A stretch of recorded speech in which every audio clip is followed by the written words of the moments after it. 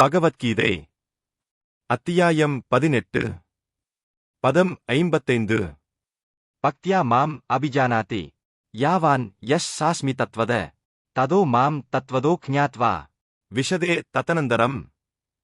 பொருள்: பக்தித் தொண்டால் மட்டுமே என்னை முழுமுதற் கடவுளாக உள்ளபடி அறிந்து கொள்ள முடியும்.